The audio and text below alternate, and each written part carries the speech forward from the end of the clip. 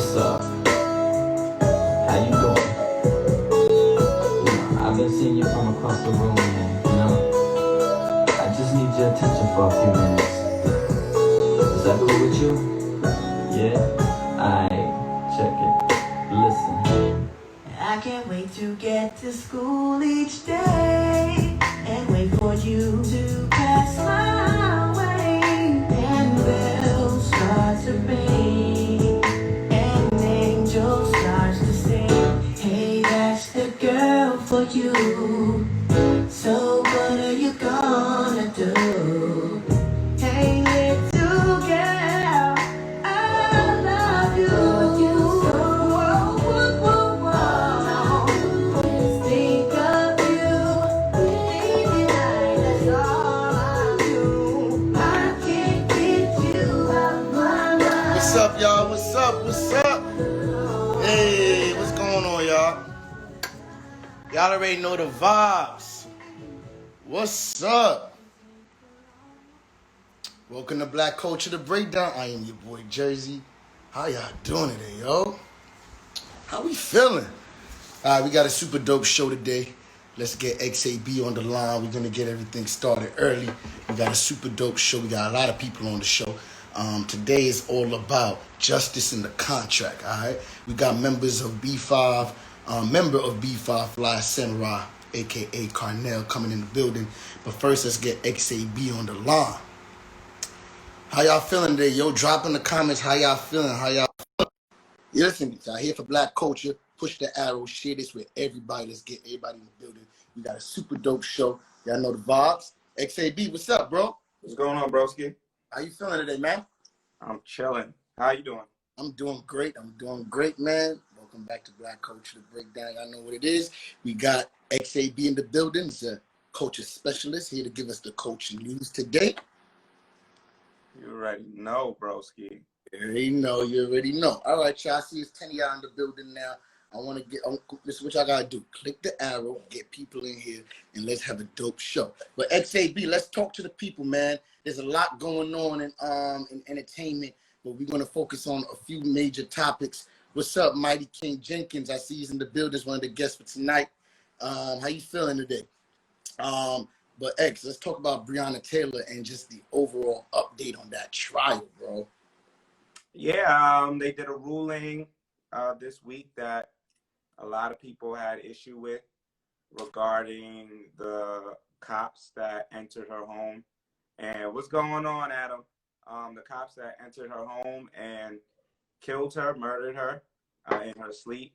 And so the major issue is they only pretty much indicted one cop, and they were only charged for basically the damage they did to the houses and the neighbor's property, and has nothing to do with her actual life and that being taken. So, of course, that led to a lot of protests. And then now we're seeing that there were 45 body cams that have different angles of what happened immediately after the shooting, after being told that there was no body cam footage of the event at all. But now they're saying they have body cam footage of what happened after. And we were previously told that at least one officer did have an active body cam. And people have been pressing to see that footage as well. So it just plays into the narrative that we've been hearing for a very long time, and that we're well aware of, and that's that this nation was not built, its policing was not built for Black people, and to benefit Black people for the role of justice, and it's just playing out in our face. So we have to do what we've been doing, and that's being vigilant, speaking up, continuing to fight against it, because I think this time we got to get change. Absolutely, man. So talk to us about what you feel like we need to do now. What do you suggest that we need to do to kind of get the ball rolling on like getting some justice, yo? Well, the first thing is, I know it sounds cliche at this point, and I know that everybody's been saying it, but voting is really, really important in this election. I know people are very mixed about both candidates. Some people really don't like Biden. Most of us don't like Trump. But at the end of the day, there's a very distinct difference between the two of them in terms of what they are going to do in terms of culture and anything of that nature. You can see by the moves. I know a lot of people bring up, oh, well, I know Trump just released something saying that he's going to pledge to give 500 billion to the black community. But Yo, well, he called it the platinum plan.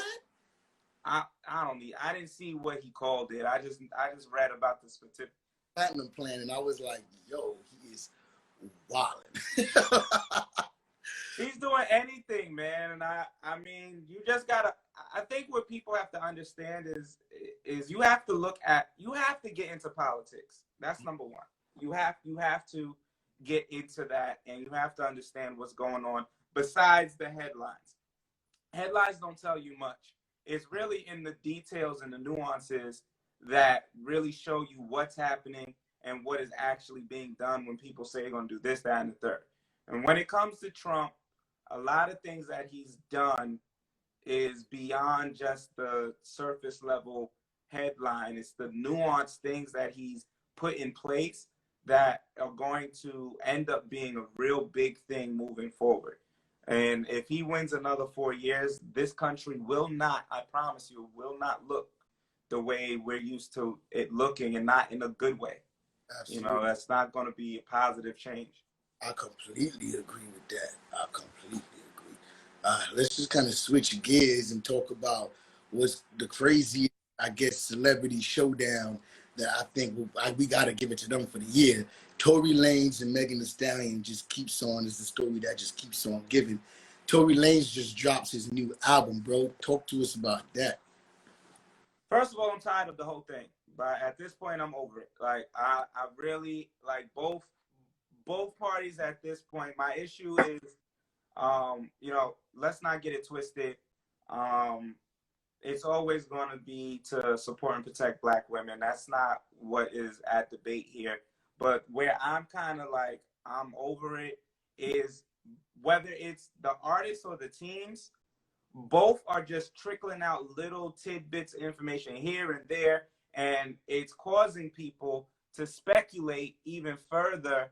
And some of these speculations are absolutely ridiculous, like people even kind of just saying Meg didn't really get shot and all those things like that. I think is a little outlandish, but I cannot blame people for wanting to get more details as to what happened, because it's like one narrative is put out, then a counter narrative is put out, and then there's details missing in between. Then you got people who were there who were refusing to speak, but then they say they're going to make a statement later down the road. And it just feels like theater at this point. It almost feels like a show. And I don't think that that's what people desire. You know what I'm saying? Like, this is a real life situation with somebody's real person, someone's daughter, someone's future wife, and someone's future mother. So, like, this is a real situation, but it almost feels theatrical at this point, because 1 week,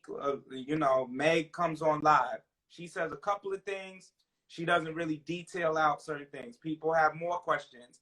Then it's like, I can't speak any further about it because, you know what I mean, it's a case that is ongoing. Cool.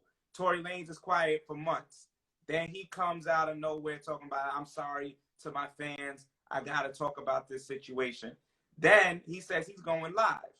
He doesn't go live. He drops a 17-track album detailing what his perception of what happened is. And it's just a hot mess at this point. I think that was a terrible move. I think that I don't know who's in his camp.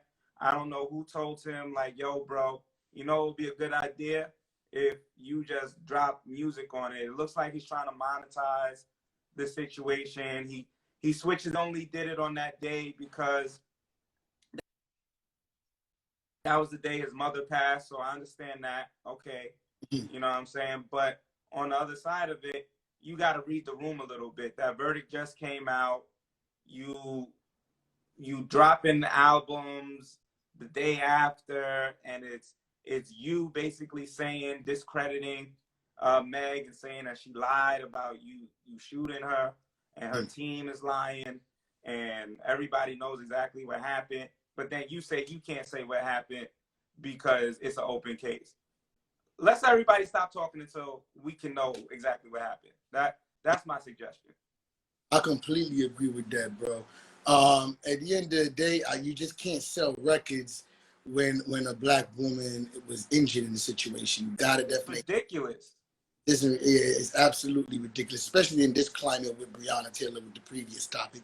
I just feel like he was out of line for doing it like that, and he should have definitely been more considerate. You know what I'm saying? And I'm not saying that you take away from your artistry because he's an artist and maybe he wants to express himself through his music, but it just wasn't the right time to do that without making a public address to it first. Yeah, it wasn't the right time, and I just think that even like you said, he made an address and said, "Yo, I don't want this to come off the wrong way. I'm not good at coming on live and speaking about it. I felt like the best way for me to talk on this topic was to express it in my artistry." It's like, okay, but at the same time, it's just like, again, it makes it seem theatrical. You have a case against you about shooting somebody, and you make an album about it. Like, that's not something that we would have heard of or thought was cool in like 10 years ago. We would have looked at somebody like a clown if they had an open case about shooting a woman and then decided the best way to rectify that and to bring it to light was to make a 17-track album about it. So I just think that, social media has certain people's minds a little warped where they're starting to accept. Completely agree with that, bro. Yeah, they're accepting weird things, but. Bro, you always give us the real, man, and you always give us the news. Bro, thank you so much for coming on. Let everybody know where they can find you and what you got going on next, bro. Yeah, so it's the Kid XAB. If you're, you enjoyed this conversation, I have plenty of conversations like this on my podcast. So what you can do is you can click on my name at the top and you can follow me. I'll follow you back. Or you could just subscribe to the podcast. We're on every streaming platform, even Amazon. Amazon picked us up early for their launch, and they made us part of their launch. So if you have Amazon Music, you could go get us there. If you have Apple Podcasts, you could go and subscribe right to the joint. If you have Spotify, we're on there. We're on everything. So all the major streaming platforms you can find us on. And his dad has some bow ties. Again, XAB. You can hit up my name at the top and follow me there. I'll follow you back if I know you came from Black culture. And that's what it is. I think you have a really dope show lined up tonight. B5 on the bill, right? Yeah, man. Definitely Carnell from B5 is definitely on the bill. He just dropped this project tonight. So he actually, it's his first project, solo project. So it's pretty dope. And, we got Jamal Joseph, choreographer. He just dropped a book and author. And then we got Mighty King Jenkins, former NFL player. And we got Flux that's going to give us the culture tunes. There's a new segment we're going to introduce today, so I'm excited. Nice. But, bro, thanks, man, for coming in and giving us the scoop like you always do, bro. We'll definitely talk soon. All right, take care, bro. All right, everybody. So that was the King XAB. If y'all tuning in, welcome to Black Culture, The Breakdown. I am your boy, Jerzey. We got a super, super duper fly-ass show today, all right? So we about to get the other king in the building, Mighty King Jenkins, all right? Let's get him on the line. How y'all feeling today, y'all? Drop some fire emojis in the comments and drop some hearts for your boy. We on Black Culture. How we feeling? What's going on, brother? How you doing? I'm good, man. I'm good, man. How you doing? I'm doing well, man. I'm blessed out here in California. The smoke is cleared out a little bit, so I'm hanging out. Good. The smoke is definitely cleared out, man. Tell the people who you are, bro, and what you do. So my name is Jelani. I'm a former NFL player. Right now, I am currently a performance and mindset coach. So I really help people to discover their greatness and create the life of their dreams, particularly when it comes to finding their purpose and finding the careers that are truest to them. So I'm really big on mindfulness and mindset and just healing self-trauma, especially in the Black community. Super dope, man. Yeah. So before we even get into that, walk us through your experience in the NFL, bro. Tell us about, what you did and how long you played. Yeah, man, I played 5 years. Got drafted to the Dolphins. I guess that was the 2013 draft. Um, it was a dream come true, bro. It was, what I miss most about it is just the time I spent in the locker room with the players. That was always like the best moment to me was the moments on the plane on the way to the away games and being in the hotels and just kicking in the locker room, debating about Jordan or LeBron, like just, how it is just going in. That's something I miss a lot about it, but it was cool. Played 5 years, ended with Oakland. And yeah, bro, it was a good time. A dream come true. Okay. All right. So your experience with the NFL versus your experience now, how was that transition for you, and how were you able to make that transition? Man, it started off a little bit tough, man, because my last year, one of the things that really catapulted that transition was injuries. And when you kind of feel your dream being taken away from you, it's definitely tough. And it was also a period of time when everybody was taking kneeling for the anthem, but it was the second year. It was not the first year when they were doing it. It was when like Trump had gotten involved in it. So like the politics had started getting crazy around there. And I just started feeling myself being pulled away, feeling more passionate about, how to be able to use that platform to help others. Gotcha. Say that again? No, I'm saying I'm listening to you. I'm agreeing.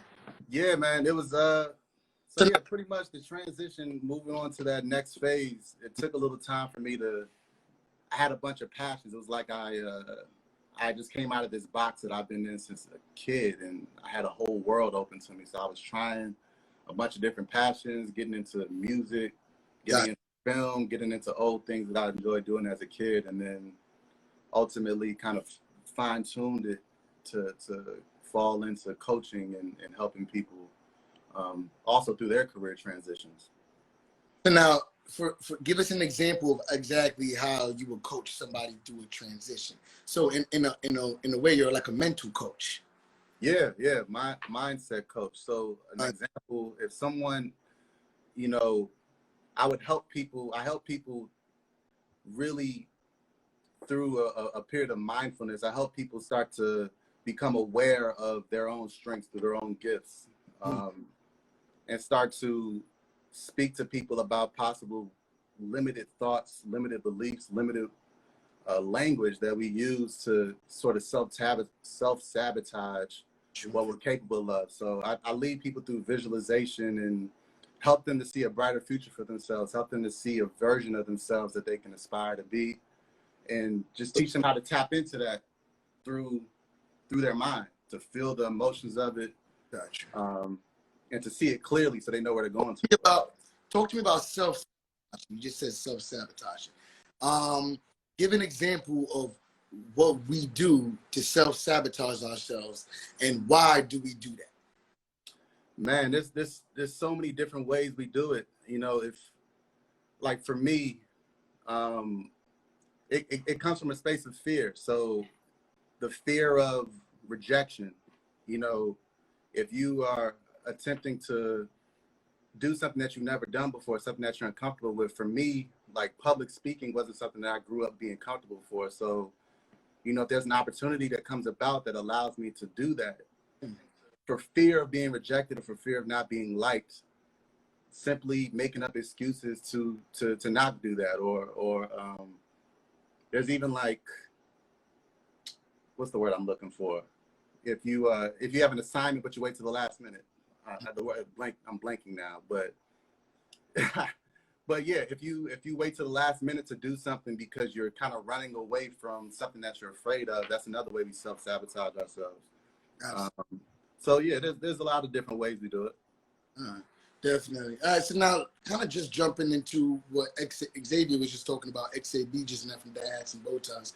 He did the coaching news, and we were just breaking down Breonna Taylor and just what's happening in the country right now, of the verdict.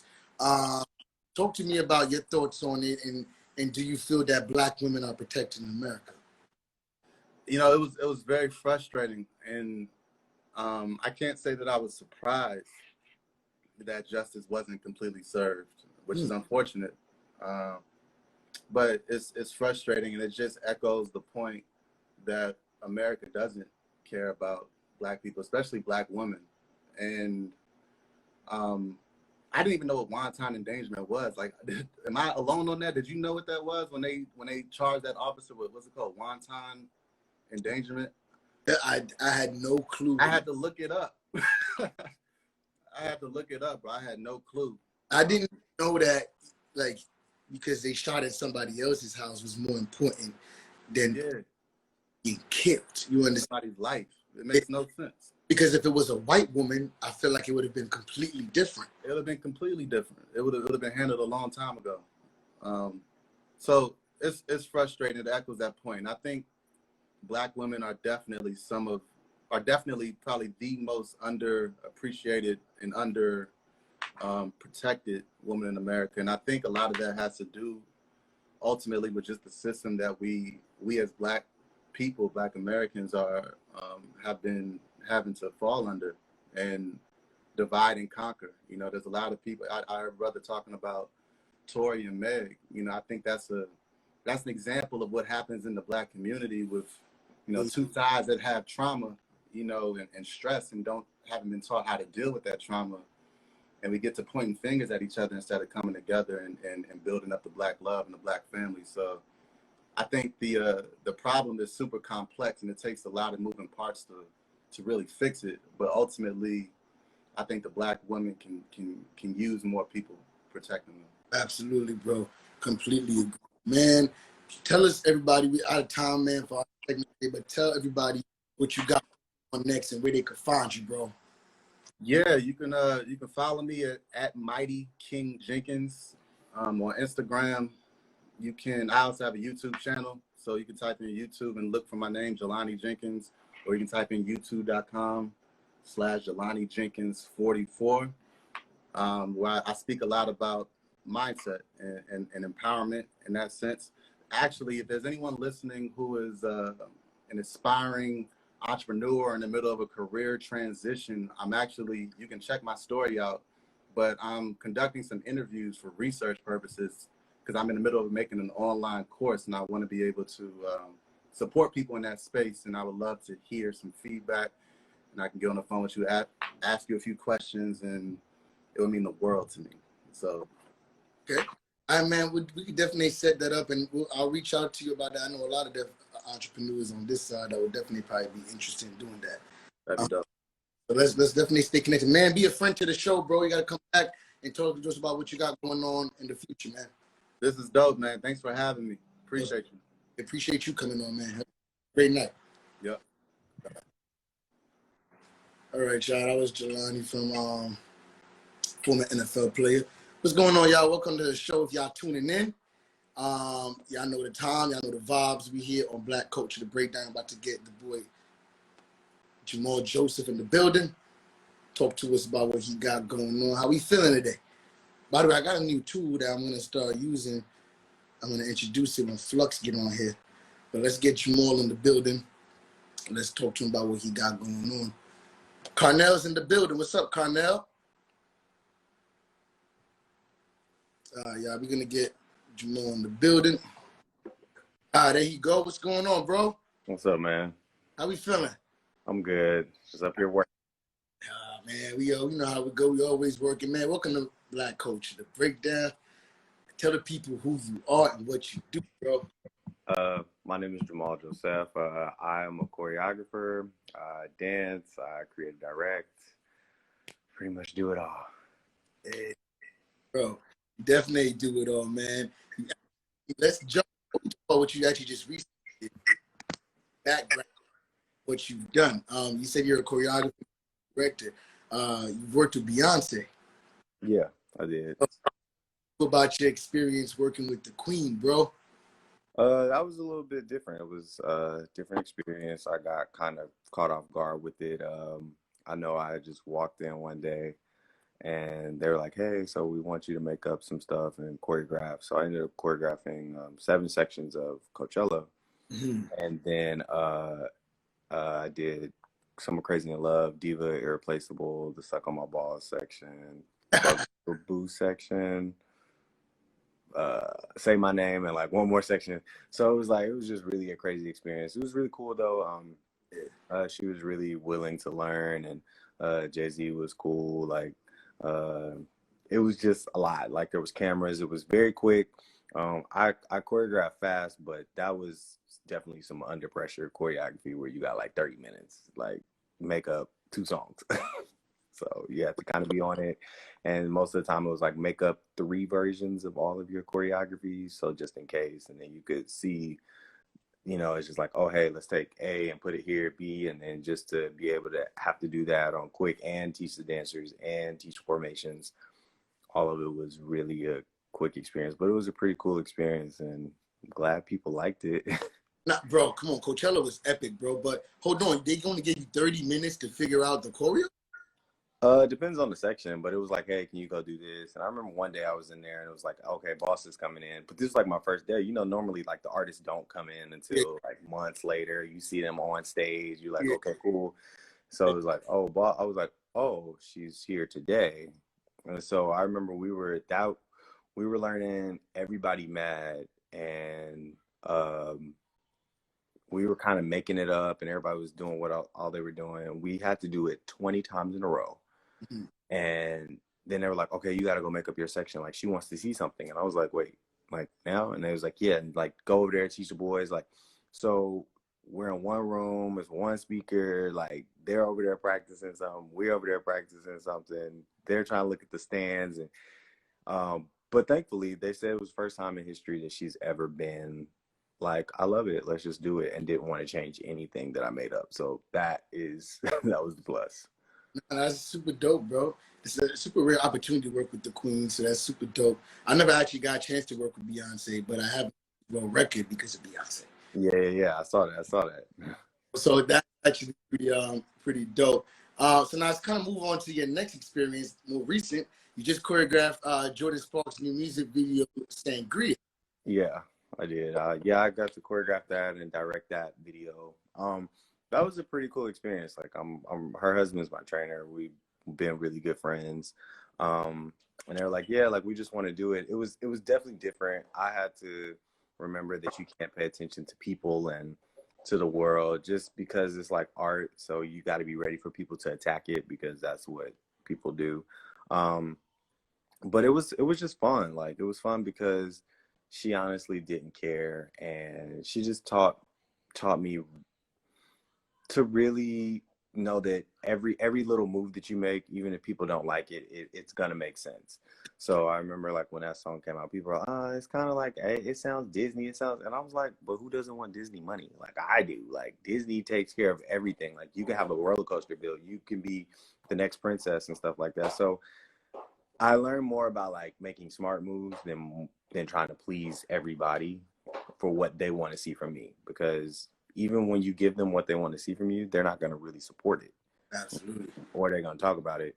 And so that was just a really cool experience, and it was just fun to be able to take control, to work with people from Grownish and Amber Riley. Like, me and Amber have been friends for a while too, so it was just like a reunion with everybody. It was cool. That's super dope, bro. All right, so now tell us what you got going on now, man. I know you just dropped a project, like you're an author now. Yeah, I'm dealing with that, because you know how like black people, they give you a title every time you do something. It's like, oh, he was cooking, he a chef. And you be like, so But sometimes we give ourselves titles too because we do something. So yeah. so it's recognition and just we're multifaceted out here. We do multiple things. Yeah. About the book, man. I actually, after Jordan, I was choreographing for America's Got Talent, and I was working with the squad on there. But just to watch a lot of the teams and even a lot of the networks and stuff that I've worked with over this past year, I've seen not a lot of guys are in dance, and most men, we started when we're out of school. We started when we're like, well out of college, and all of that stuff. So I thought it was very interesting because I would hear a lot of dudes be like, "No, my son gonna do this. My son gonna do this," and I experienced that when I was young. You know, people like, "Oh, like this is gay, this," because it's dance, and I thought that um, it was just something that needed to be talked about. Stereotypes of dancers, and I mean, I have a lot of straight male friends that are dancers, and it it just kind of bothered me because parents would force their kids to do something and they would take away what makes their child happy because of what makes them uncomfortable. And I thought that that is almost really negative in terms of parenting. Yeah, yeah, yeah. Because kids grow up and then they have all these regrets and then they say, I wish I would have, I could have, and all of these things. So I decided to like write this book. It's called Black Boys Dance 2. And yeah, so I'm actually releasing it officially on. There we go. Yeah, I'm releasing it officially October 1st, and it'll be, you know, on all platforms. You can order it at my website, jamaljoseph.com, and pre-orders are like right now, and so it's just been like a different thing. But now I'm legit working, like I'm doing promo stuff, like I'm here editing, like with the character and stuff like that. He talks, and I just taught myself how to animate and how to rig them to like move and blink and all that stuff. So it's also been a cool learning experience because it's like different. Quarantine has got us out here really like on our most talented mode. Yeah. But I'm gonna also say, touching on the topic of what you said, I do think that TikTok and these social media apps now are not the narrative of dance a little bit, because now I feel like dance more inclusive. Like so all these like the woes and that's right now everybody dances more. So I definitely feel like like now everybody's grandpa, everybody's uncle, Right. everybody's, you know, so now I definitely feel like these social media apps, that's one of the plus of social media. It definitely brings unity when everybody gets on dances and stuff like that. So man, I'm super happy that you and proud that you even put that book out. Yeah. I'm gonna put that book out. I'm definitely gonna copy. Yeah. I got you. Cool. So let everybody know what you got going on next. I cannot say. And our next. Yeah, it's quite. I'll just say it's like 5 projects that I'm working on, but I am just in contracts to figure it out right now. Gotcha. Make sure that it makes sense for everybody and myself. Gotcha. I know how that goes. Your business at that point, you know how that goes. Yeah, contract. Man, how is it over there in LA? Oh, it's pretty cool. I mean, the fires and stuff are not near me, so everything has kind of gone down. So it's been pretty chill. You know, weather's great. Don't rain. We had an earthquake last week. That was fun. But yeah, I mean, I'm from California, so I've been used to earthquakes. Like they don't bother me. So. All right, bro. Man, here giving us just drop all these great, man. Just keep trooping on here and come back in whatever you're working on whenever you're able to tell us. All right, brother. Appreciate you, bro. Let everybody know where they can find you. Yeah, you can just find me Jamal Joseph, JAMALJOSEF. .com is my website. Jamal Joseph is my Facebook. Jamal Joseph is my Instagram. So everything is Jamal Joseph. All right, bro. Appreciate you, bro. All right, bro. I will see you soon. All right. All right, man. That was Jamal Joseph, choreographer, dancer, creative director. Come on, he does it all.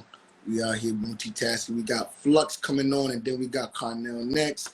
I know y'all want to see the King Carnell, but let's get Flux on for these culture tunes.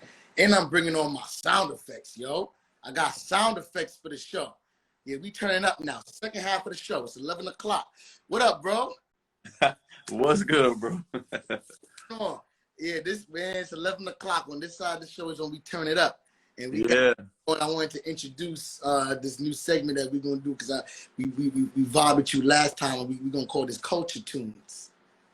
Keep that when you sent it over. I was like, okay. Yeah, call this Culture Tunes, man. So we just gonna rock out and vibe out. But before we get into your music, man, I want to talk to you about what do you think about contracts and just record label and contracts in general, right? You're an artist. Would you sign? Well, first of all, are you signed to a major? And would you sign to a major? And your thoughts on contracts? So to answer that first question, no. I am completely independent. And with the current climate, and really the current climate, it really has, as it has always been when you talk about contracts and music business for artists. Hell nah, man. Nah, because if you really look at what the label was for, we can really do a lot of that ourselves. You know what I mean? And makes more sense now than ever to, to question just how much power we have in terms of controlling our music, controlling when we put out music, how we put it out. Just everything I feel like is wide open, you know what I'm saying?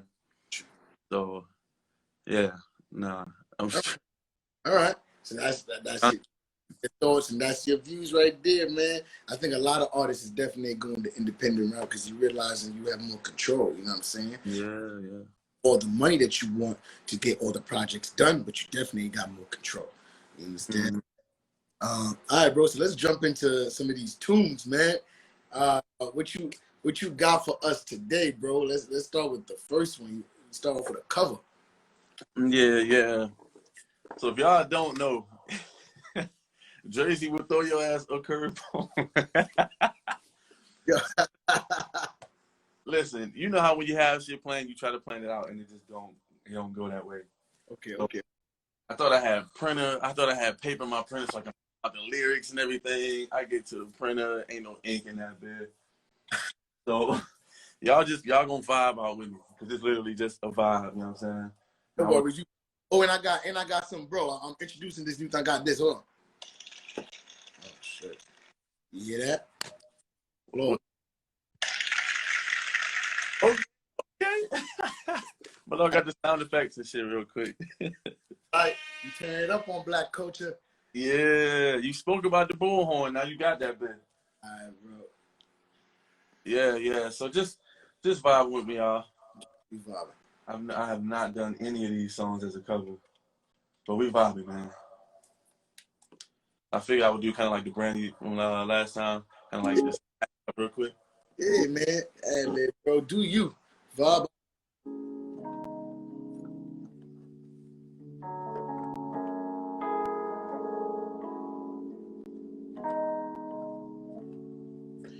I can't breathe when you talk to me. I can't breathe when you're touching me. I suffocate when you're away from me. So much love you take from me. Going out of my mind. I can't breathe when you're touching me. Can't breathe. Yeah. Going out of my mind. When you touch me, love me, baby, going out my mind.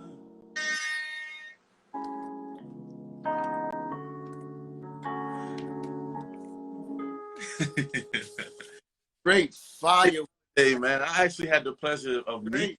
Fire. I did karaoke with Jay Holiday when I first moved to Atlanta, like last year sometime. And he a hella cool ass dude, man. He was about to go on tour and everything, and we just messed up some shit on the it was a karaoke. He was holding the spot. It was cool, man. Nah, that's super dope, man. Jay Holiday's definitely underrated, bro. His music is actually Yeah, definitely. dope vocalist. Yeah, he is. Yeah. Come on, that man. Bro, you definitely killed that. Come on, the comments are saying that's a whole vibe. Good. Take that. David already gave you some more fire. Official Adam Rick gave you some fire. Yo, Kasi gave you some fire, bro. You bodied that. What you got for us next, bro? Keep them coming. Keep it on the same key as the. What's up, Brooklyn Lotus Creations?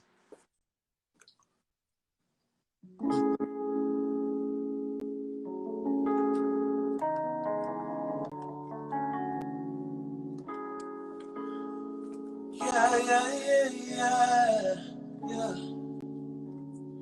Let's ride the night until the morning comes, yeah. Let's leave the night and we the only ones.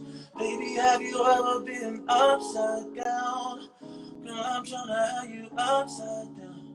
Oh, the spots that on your bucket list, yeah. You don't know who you fucking with, no. Baby, have you ever been upside down? Have you ever been upside down?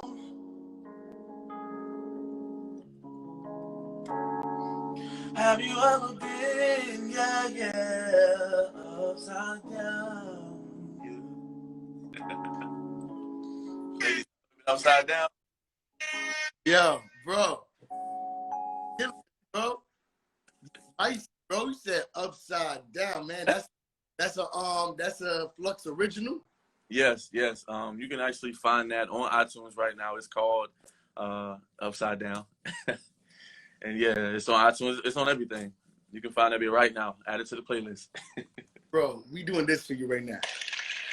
Hey. Yo, appreciate it. Love for you in the comments. They saying lyrics. David's giving you straight fire emojis. The hearts is going up. Karma is going up. Yaki is going up. Bro, you killed it.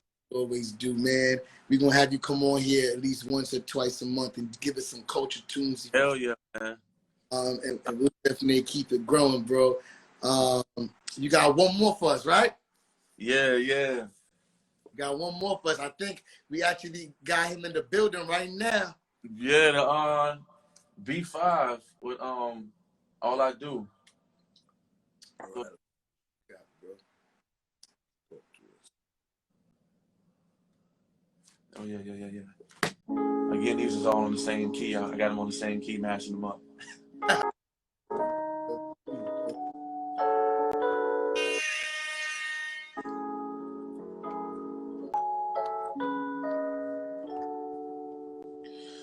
All I do is think of you. That's all I do. Can't get you out of my mind. All I do. I can't get you out of my head. It's all I do. Think about you all the time. All I do is think about you, babe. Think about your body, how I wanna leave. Down. Yo.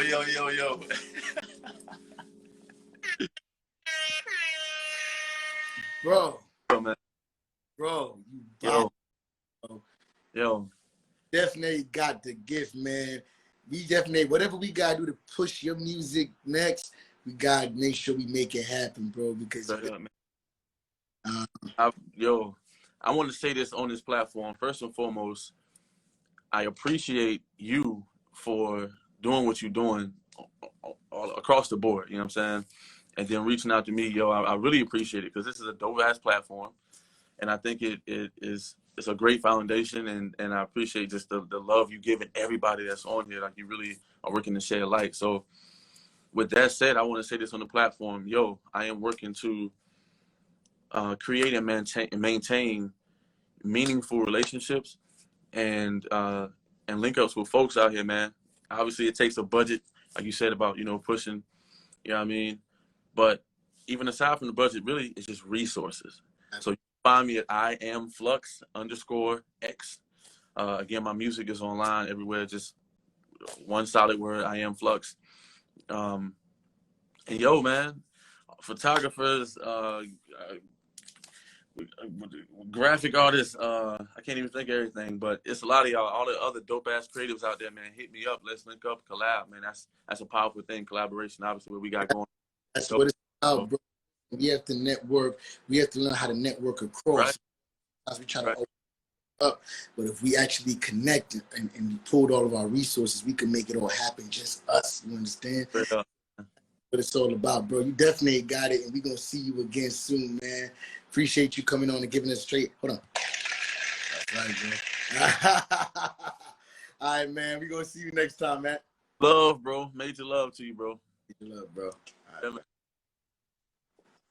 All right. That was Flux, yo. He come on with the culture tunes. He give us the culture tunes, yo. All right, so let's get Fly Samurai in the building, aka Carnell. All right. Flux came through with the vocals. Definitely did. Thank you for speaking to us. Come back again. Of course. Yo, what's good? How we feeling, man? Feeling good, man. Good. Welcome to Black Culture the Break. Yeah. I'm sorry, I couldn't hear what you said. I said, welcome to Black Culture the Breakdown. What's up, man? Appreciate it, man. Of course. All right, so let the people, so you're Carnell from B5. Let the people know who you are and what you do. Carnell from B5. I've been in the music industry for quite some time, experienced it all, highs and lows, and on this show, man, to just let people know, a little bit of intel about the industry and everything else.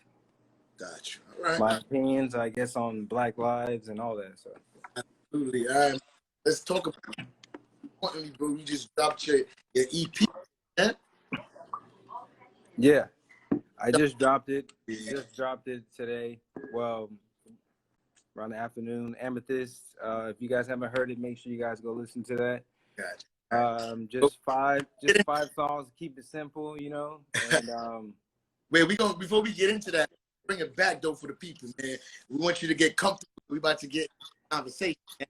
Yeah, for sure, man. All right, so Definitely. let's walk us back to your journey, man. You've been in the game for a minute. You've been a part of five that's been here for over a decade.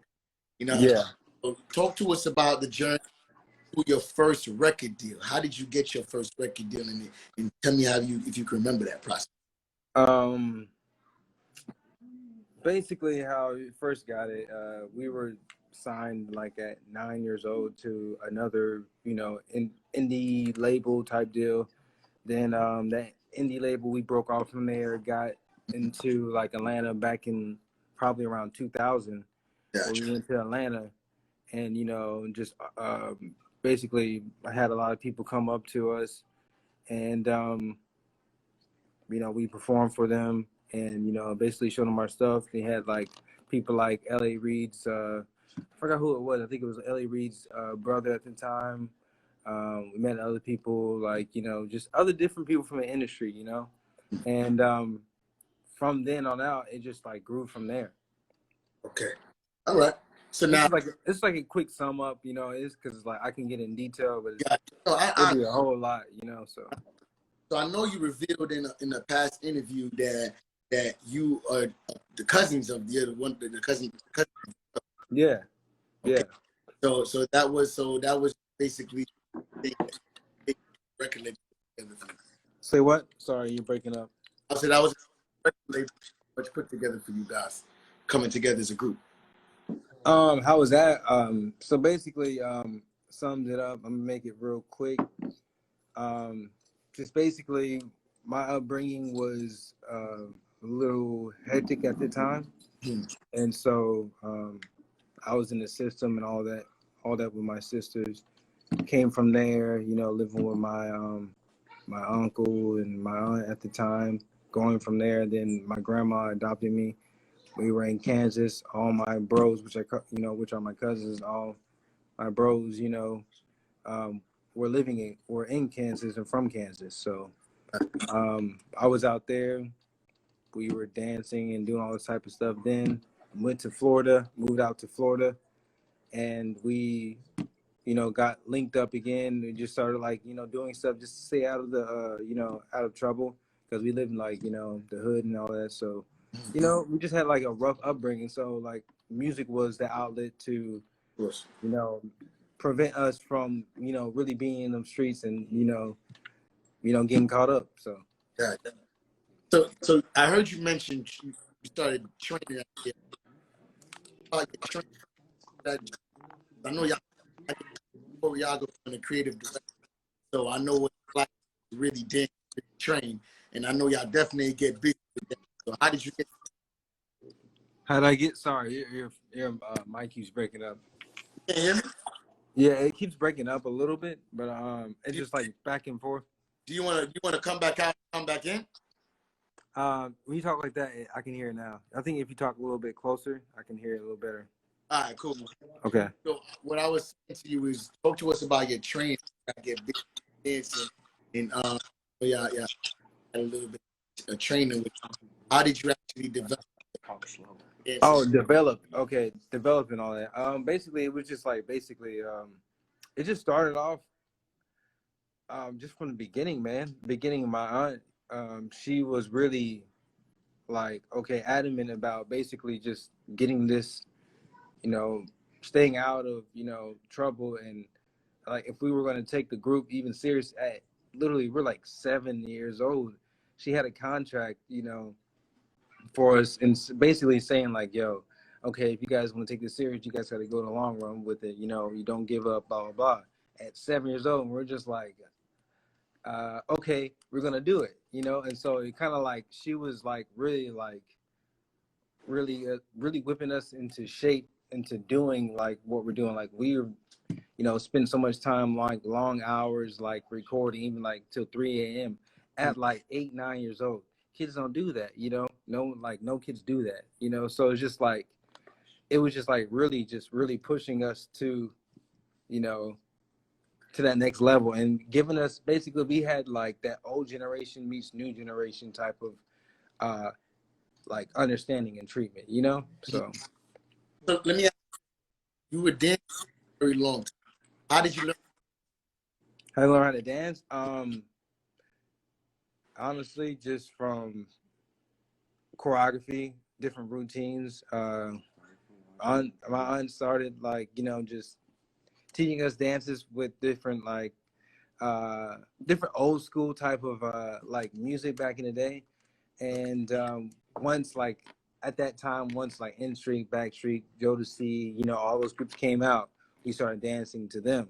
And me and Patrick at the time was like creating all the choreography for that. So, it just grew from there. It's just like a natural talent. Once you realize like what you have, you just pushing and pushing and pushing until like it grows. Like if you go, like as kids, I think we went through a lot of pressure. So like anything when it comes to pressure, pressure makes diamonds.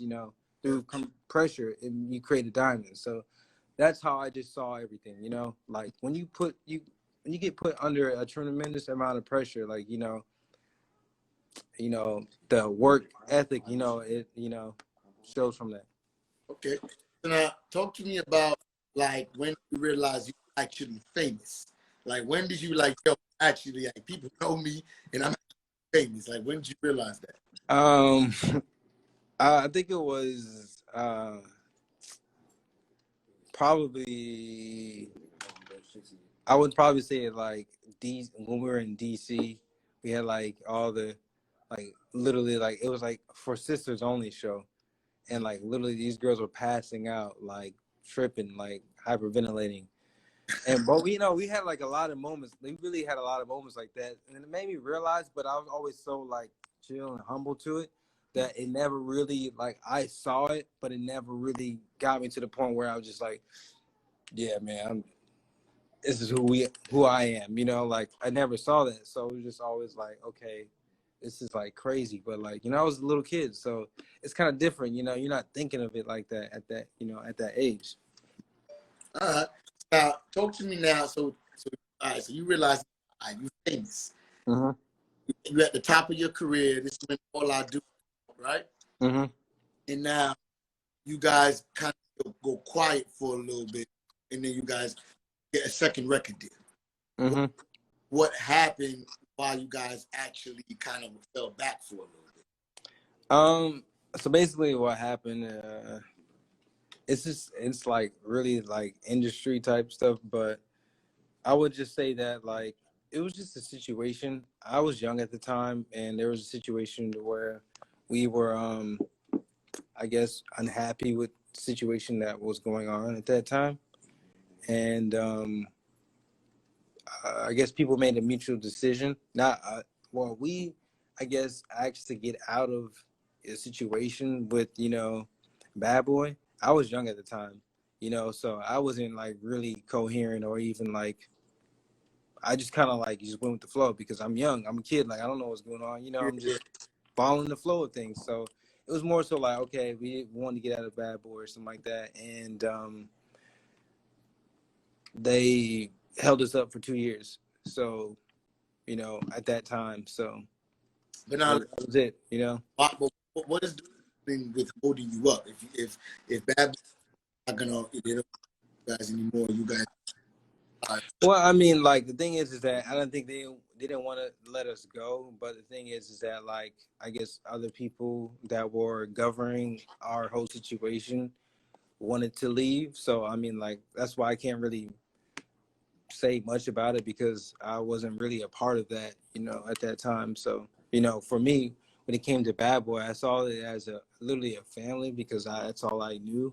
Yeah. I was like 9 years old with them, 10 years old with them. So you know, like this is what I grew up with, but it was just like, you know, business and you when you're a kid, you kind of like just you're not like controlled. You're not controlling the situation. You know, you're being controlled. So it is what it is, you know. So when did you realize I have much say? Then did you realize that you actually were just basically job, and then you just kind of just adhere? I started realizing that honestly, like way later. Like literally, this is what I grew up with. So it was never nothing that, you know, I saw as anything but like something I did. It was fun, you know, and you know, that's all it was, you know. I didn't start seeing it as a job until like I was like, you know, like took a break from it and then realized, you know, like what was really going on, you know. Like it came to everything. I had to come to my senses, you know. I had to become like aware of what, you know, what was going on, you know. Absolutely, man. There's so much that's going on in the media right now with that.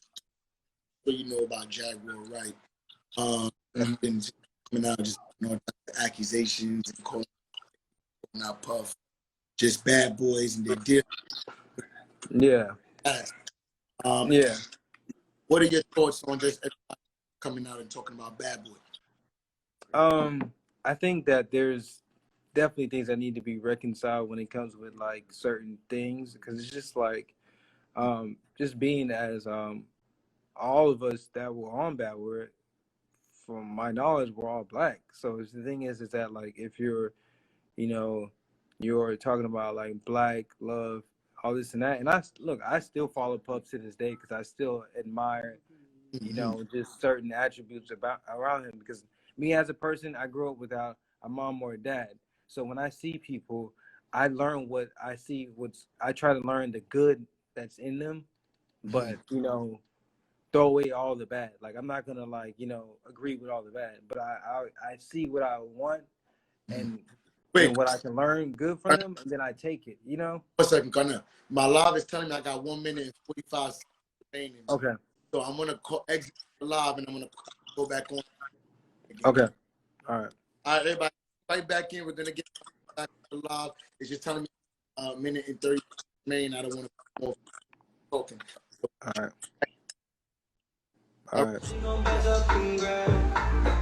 You know I'm gon' bag. She the real one that show me love. Never had a flag. When she walked through my door, her bed hit the floor. All right, y'all, we back. We're back. All right, we're back. We back. Y'all hear that? That's not on my mind. What's up, y'all? I need my laptop. Hey, what's up, y'all? What's up, y'all? I'm about to get Carnell back.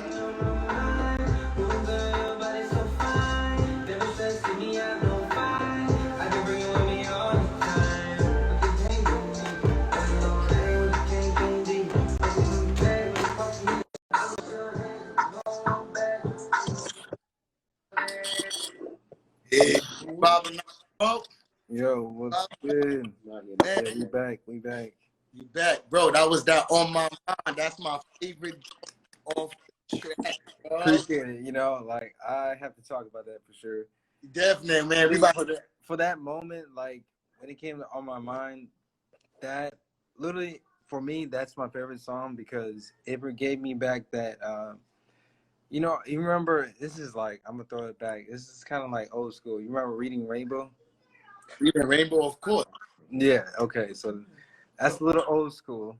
It But is. like it came out before I was born, obviously. But you know, it was something that like it made me like give me that innocence, you know, that good feeling, that good vibe, you know. Yeah. Back in the day, like you know, when you was a kid, you know, where you had those like the moments that made you feel really good. So Yeah, definitely. Bro, yeah, man. I'm a choreographer. I'm enjoying, man. I do. Appreciate it, man. Which I have a school out here in New York called Lotus Creek Academy. And I'm going to be doing my first, actually. Oh, okay. You're in New York? Yeah, I'm in New York. Yeah. Man, I was just in New York. Ah, man. Look at that. You're just in New York. Yeah, I was just in New York. I just saw your Chinatown photo shoot, bro. Yeah. You know, I had to be out there. You know, I'm originally from Bridgeport, Connecticut, so Okay. yeah. Anyway, Yeah, I'm literally from up north, so I used to be back and forth from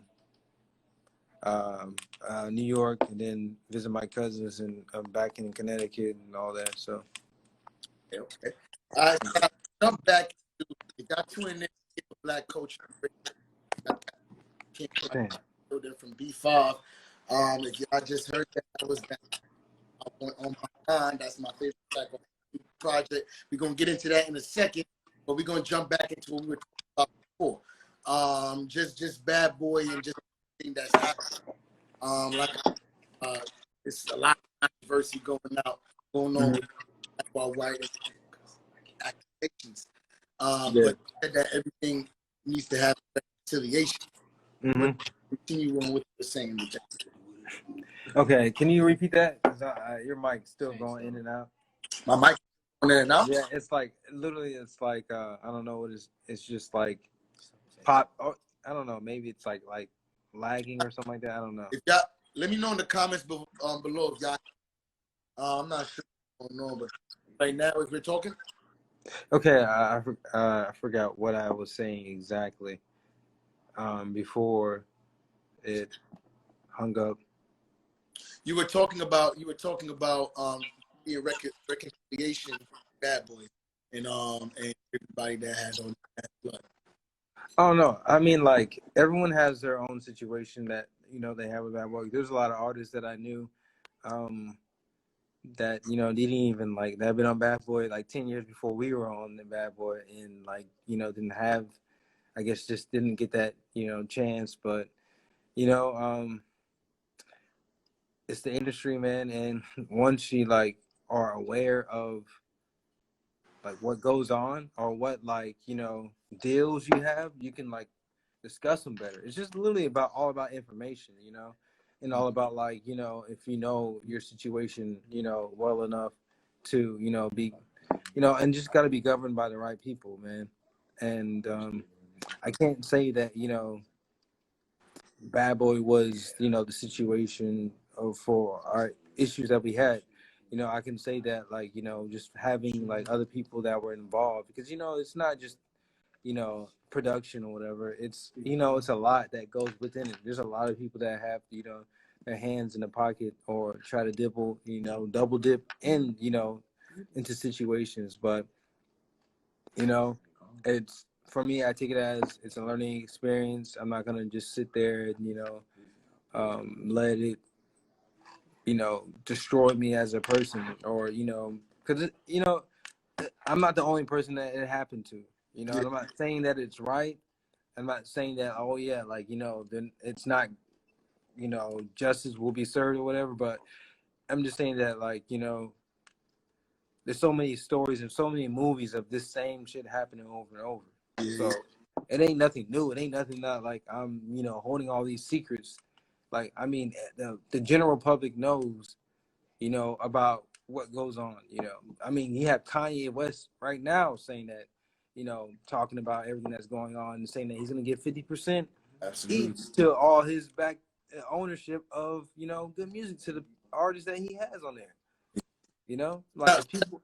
let me ask you, what are your thoughts on artists signing at a young age? Right?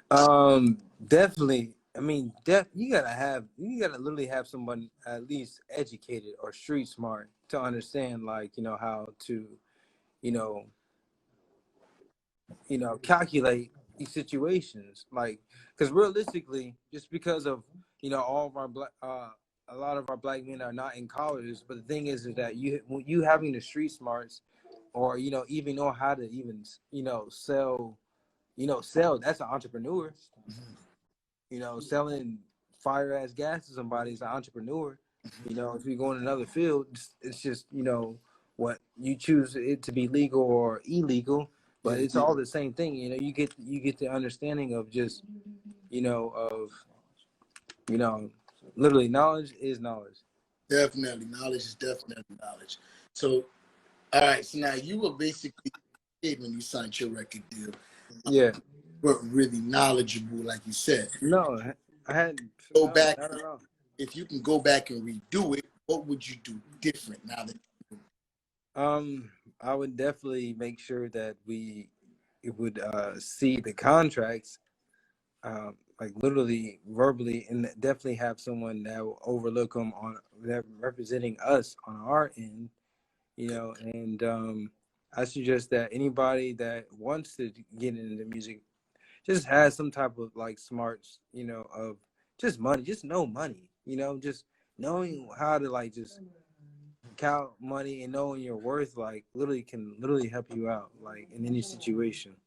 Absolutely, absolutely. Literally. So now let me ask you this. Now, when you got out of your contract with Bad Boy, and there was a downtime. Did you ever think you guys would sign again? I didn't. I wasn't really thinking about it. Honestly, I can be 100% with you. I wasn't thinking about it. Um, but I knew that like what we've put in and the work that we put in, that we would. We already had deals before. You know, people were trying to give us deals. Matter of fact, Disney was trying to give us a deal before we even left Bad Boy.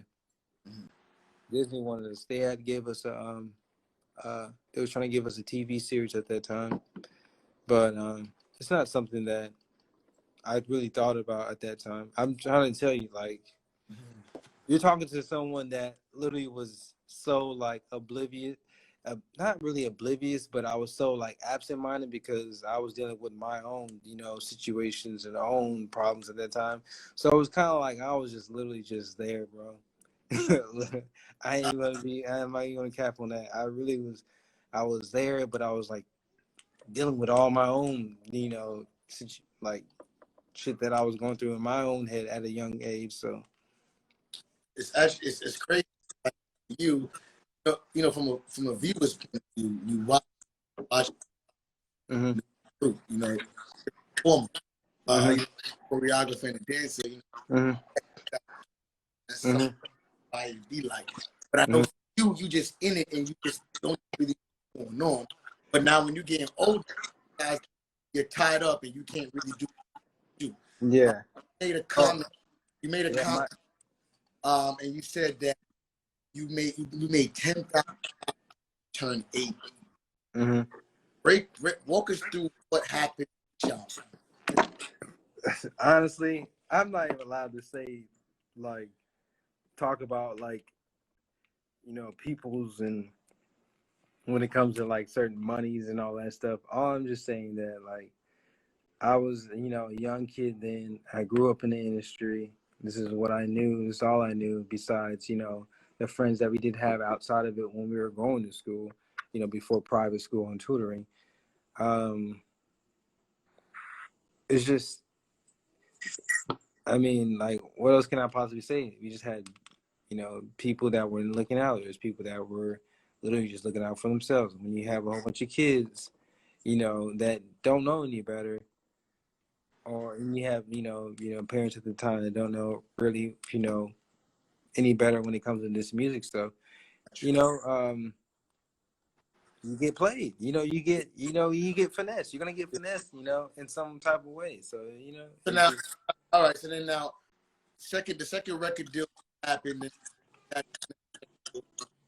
saw a year ago you got the project that I would say is super fire. The group. What happened? you talking about the second project, Yes. that second album? Yes. Um, second album, that's when I think we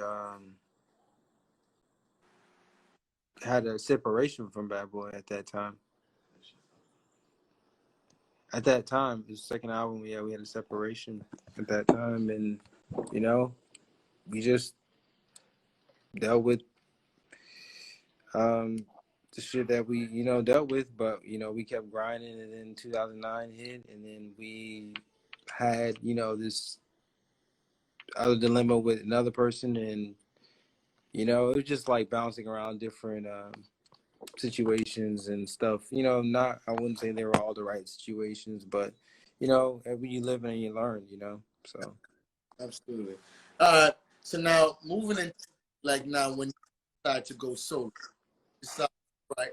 I can actually have my own solo, do this on my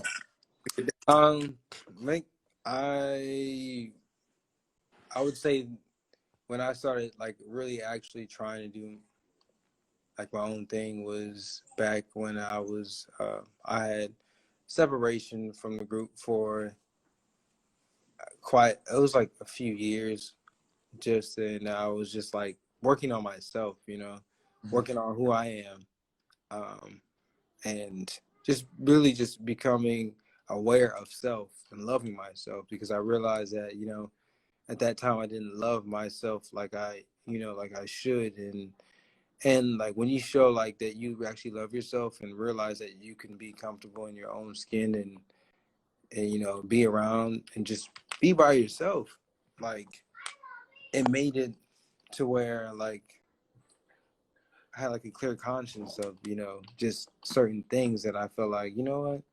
And then honestly, I'm gonna be real with you, 100%. What helped me out a lot more is the people that were around me that showed me like uh, just who I was as a person, even when I wasn't really feeling it. Got you. And literally, for me, a lot of it helped out with smoking weed, and I'm just saying that. Yeah, it helped me out 100%. I'm high right now, so just like it helps me out, man. It's the medicine of the earth. I hear you, man. It's God's gift to the earth. So it's just like, it helps me out. Listen, so all right, so you decided that you wanted to go solo, and you said that it felt like the people Oh, around. but like the whole solo thing, like man, it didn't even like happen like that, bro. It like literally just it was not even none of my like my whole goal was my goal wasn't to do this, like to do that. It was more so like me just creating music, bro. Like creating music and just having a passion for it, knowing I could do it, and just like wanting to be the best, literally writer, wanting to be the best like creator, and then doing the artistry on the side, because I wanted to literally just get in like when it comes with like create the creative aspect. When I hear people's songs, I don't listen to the person that is singing it. I was like, oh damn, who wrote that song?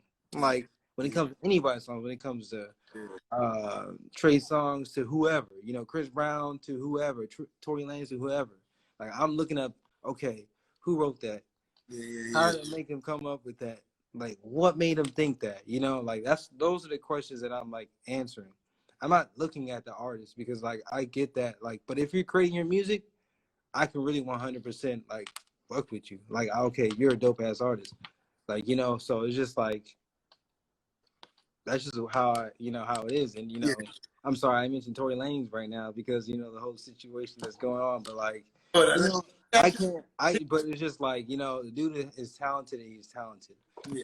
And I can't deny that, regardless of I'm not in that situation. That is not my situation, and justice shall be served whoever whoever did But let what, me ask you you this. know. Cornell, let me ask you this. Do you feel like black women are protected? Do you feel like Megan Thee Stallion was protected in that situation? I heard I've heard so much stuff already. I heard stories that like Tory and Megan's friend, you know, was in the back seat of the car, and they weren't in the front. I don't know. It's just not like, it's so hard to like literally just. What I really see from this is that literally they're literally both black. So why are we gonna keep trying to eat each other up when Absolutely. other communities don't do the same thing? It's like literally people are falling for the agenda. And then like, and it's just like, for me, I'm just like, yo, come on, let's wake up. We gotta be together, because if we're not together, you know, who's gonna have us?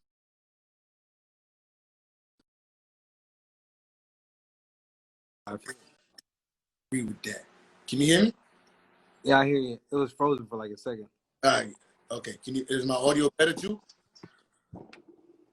Yeah. Cool. All right. I was just making sure people in the comments were saying Jersey, your audio is messed. Make sure. Man, all that stuff is also ties into the stuff. I show great Breonna Taylor and what's happening in the country. What are your thoughts on Breonna Taylor, everything that's happening with the country right now? Breonna Taylor, like that whole situation, I would say, like, just I've heard about it like from the very beginning. I think everyone has heard it from the very beginning, and it's just like a crazy situation, and it's nothing that is new. So it's like we sitting here like marching, and you know, no justice, no peace. The thing is that like we only way we can create peace is like we actually have to band together and 100% be on one accord. Stop getting mad at people that don't really matter at this moment, you know, because it's like we're focusing on the wrong things, and it's easy to get of our community manipulated so easy by music, or so easy manipulated by just one thing, one meme, you know. And the thing is that like we need to be smarter than that as, you know, a community, and like stop showing showing us in like a bad, you know, bad type of, you know, light, when literally we I don't even I want to get like really Bro, we on Black like Culture right now. really break down things, you know. Yo, I really want to break down the science and everything like that. Like literally like I'm way up there when it comes to information and knowledge. I'm just trying to keep it as simple and to the T as possible, you know. But it's just like we are who we always been, you know. So the thing is that like we have to break that narrative of what has been caused to, you know, sever our whole like demeanor as a community, you know. yes, And we completely. just have to like change. We just have to change, man. But the thing is that it's crazy that like the change is so like it's so like stagnant, you know. Even now when it comes to just like you have a post on a blog site and everyone is in there acting ignorant, like just, you know, it's like, yo, how are we on that in 2020? We should be like wanting to like build all different types of things right now, you know. Like it's just like, yo, it's crazy. Absolutely. So now, bringing it down to like, you have a daughter. I hear her in the back. Yeah. Do you feel like black women are America? Or the what? Do you feel like black women are protected in America? Sorry, I couldn't hear what you say. Do you feel like black women are protected in America? I feel like literally, I wouldn't say like we're they're not 100% non-protected, because if we weren't as a community, it would literally be like damn near not any black women. You know, like if we weren't protected in some type of sense, but I can't say the police officers are doing it. I would say like you just, you know, the thing is that like I think a lot of people, the community, the statistics are being manipulated. Okay. And it's literally, I mean, there's so much, man, I can't, if only if I can like really just like really have a real face-to-face conversation and really talk to you about things. I don't want to do it on here because it gets recorded. But the thing is that like, it really is so much, it's like really deep, man. It's way deeper than, you know, what meets the eye when it comes to all this, everything that we're going through right now, you know, and if you don't wake up to it, you're never going to wake up to it, you know? And the thing is that like, I would say when it comes to black women, we need to be more protected. Black women need to be more protected. And I would say black man needs to be more protected as well. Like it's an even, you know, we're both the same. Mm-hmm. We're both the same. We both need to be protected. We all need to be protected as a community. Our community is, we have the most history, the most culture in our DNA. We are the ancestors. So the thing is that we need to be protected because we are, I think, what is the black men is like the least of a population in America. I think it is the black man. So it's just like, there's not many of us. So No, I understand exactly what you're saying, man. I definitely feel like black women should be protected, and black men should also be. You know, I guess. yeah. Just, I mean, but if it's just a women's matter, if you're talking about just a women's matter, yes, black women need to be protected. You know, it's an obvious. I don't even know why people even ask, you know, that question because it's an obvious. You know, obviously we're all looking at the same things right now. We all been inside the house looking at videos, you know, and seeing what's going on constantly, you know, in our community. So now, talk to me about, you know, you've been through actually so much, and you can actually write a book about it.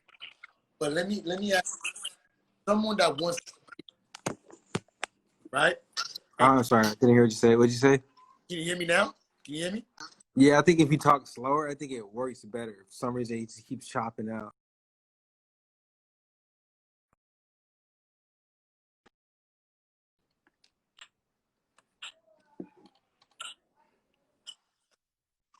Yeah, yeah. Yeah, I hear you. And for someone that wants to break in the game for so Yeah, long, volume. The volume. my volume.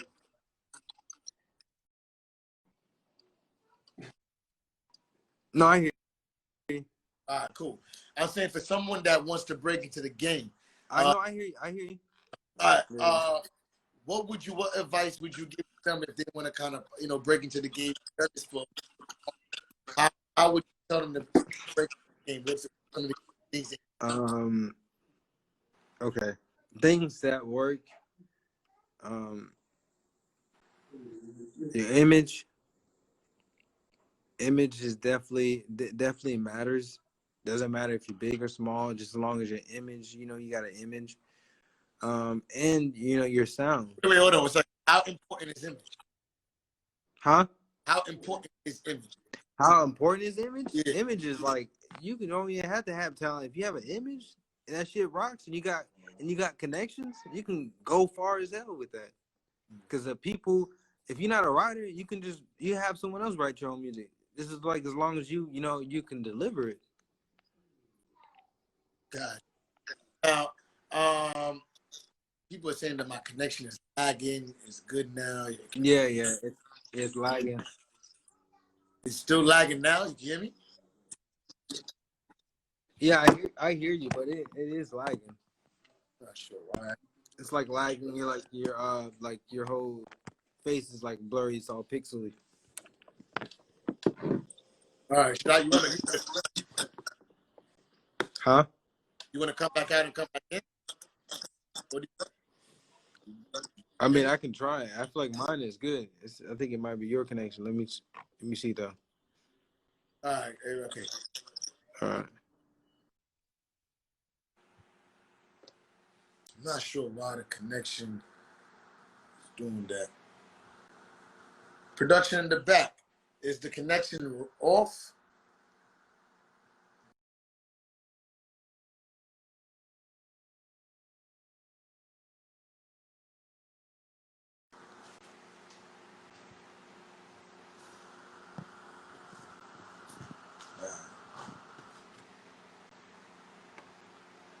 I just turned off my somebody said, was that Carnell from B5? Yes, where have you been? This is Black Culture Breakdown.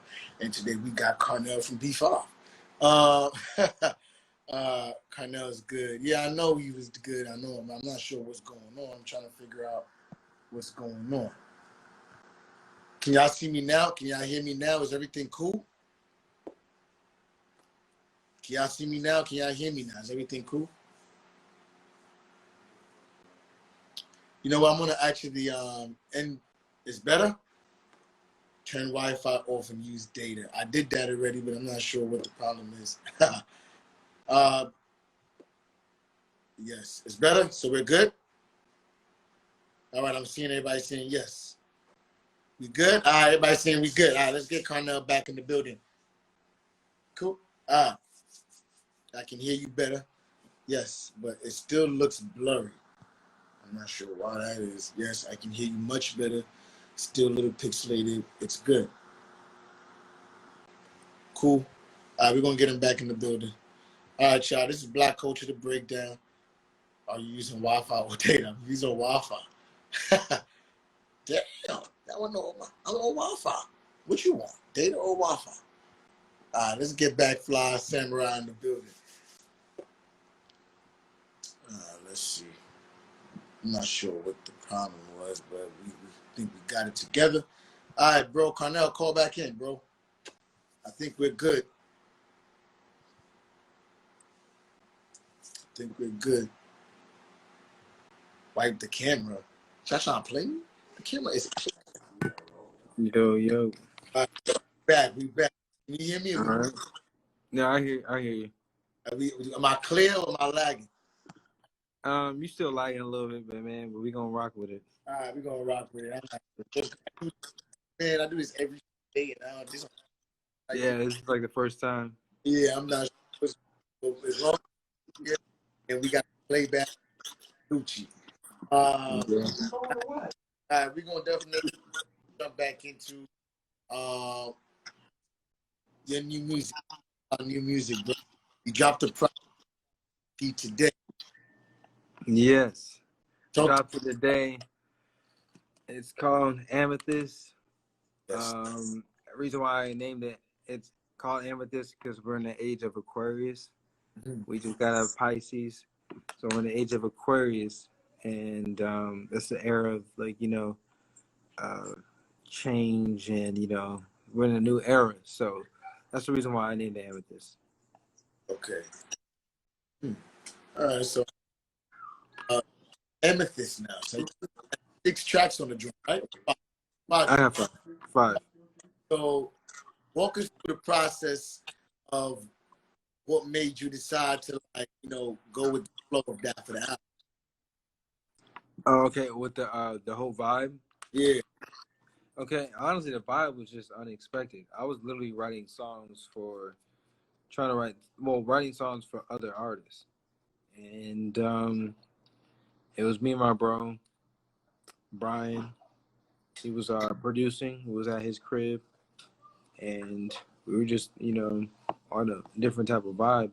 I was just there for the time for something, and then it just ended up being like, yo, let's create a record, whatever. And then we had an island record. We wanted an island vibe, so I created On My Mind first. I think that was the very first record. No, it wasn't the very first record. I'm lying. There was another record that that he has. I don't have it. I didn't put it on the EP, but there's another record I recorded, and I was like, it sounded like a Tank record. I was just like, I don't know if it'll be for B5, but that was that. Then I created On My Mind, And I was like, okay, this shit is hard, man. And I started creating more records, and I was like, yo, this shit is just nonstop, you know. And I'm just like loving the vibe, so I'm not gonna mess up the vibes of what's going on. And it was just like, you know, to the point we're just like, you know what? We went to California, and this, you know, quarantine, everything just, you know, messed up everything.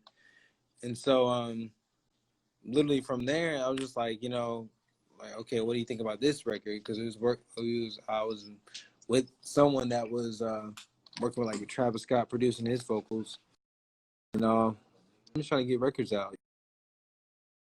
You know, we're just trying to get records out, shop the records, and the quarantine happened, and so we're just like, you know what, fuck it, I'm just gonna keep the songs, and you know, and have it create an EP out of it. So that's how it came out. The songs weren't like, I was just trying to create music, bro. Like, okay, like create music. Here you go. Boom. You want it? Bomb. All right, cool. You know, but all this stuff that was going on, I was like, yo, the music just can't go to waste. Can't waste the music. So let's just, you know, create it. Like, let's just use it. I'm going to just use it, man. Because, like, you know. Most definitely. Let me ask you about Water Gun, the first single that you dropped. Oh, yeah. That's the single I dropped first. Yeah. Water Gun was just like a different type of vibe. Our song was fun, Play, you know. play Like, a little bit so the people could rock out with okay. All right. it. Yo. I have my little speaker right now. It's a really good speaker, Yeah, we but good. like, you know. Good. But I'll play it real quick. Welcome to All Tech Lansing. But I'll play it real quick. It still will sound good, I think. Nah, It's an Altec. You know, Altecs are pretty good, so. Nah, you gonna be clear, bro. My audio, I'm not sure what's going on with my Wi-Fi. It's probably better. Yeah, when you were playing the record, it sounded clear. Nothing was messing up. But I'll play the record now. I got you. Oh, shit. Break down, and then we got the king. What Can you hear it? bro? Can y'all hear it? I don't know. Hear it. Okay.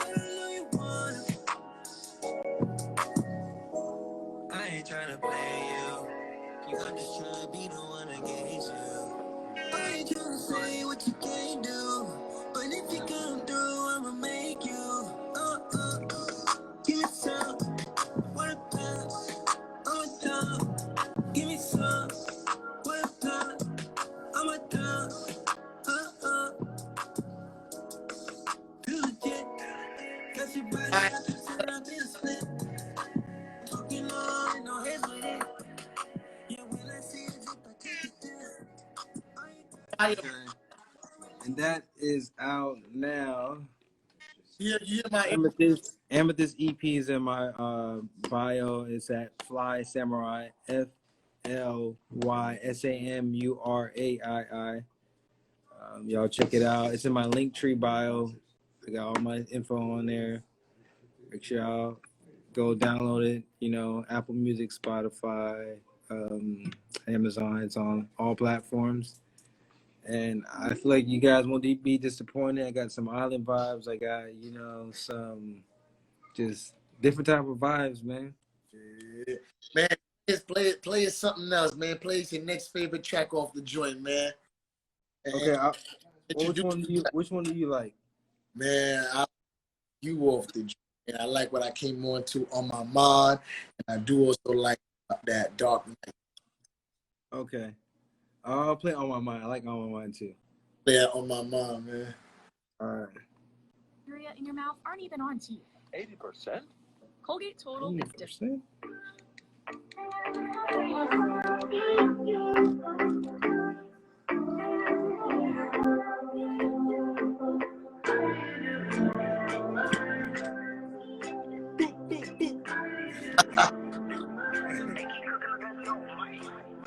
gon' back up and grab it. You know I'm gon' bag it. She the real one that showed me love. Never had to flag it.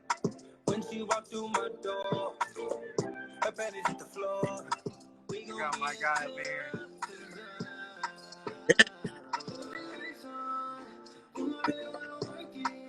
Hey.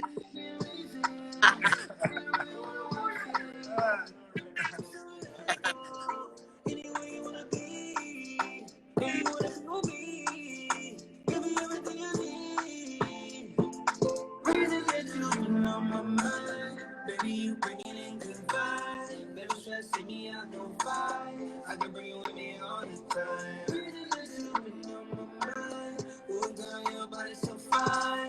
Never stress see me out don't fight. I can bring you with me all the time. What you can't do me, I'm lonely. What you can't do me. You. Hey, Bro, that song is a straight bump, bro. That's appreciate it, man. one, man.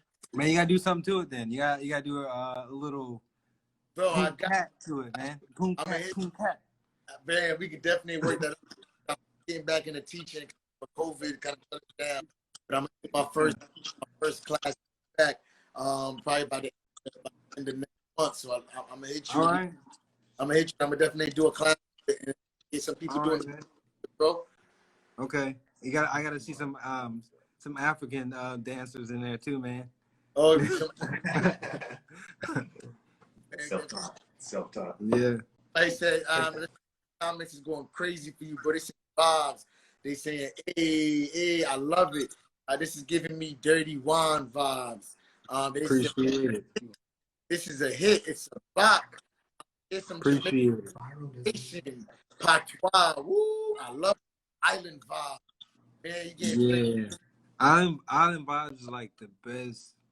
Anybody from up north had like, there's Island Vibes up north, up New York, all of them, So it's like, for me, I love it. I've always loved it, and I felt like that's something that I connected to. So yeah. Yeah, man. So now, what are your visuals? What's your process with the visuals you got coming from?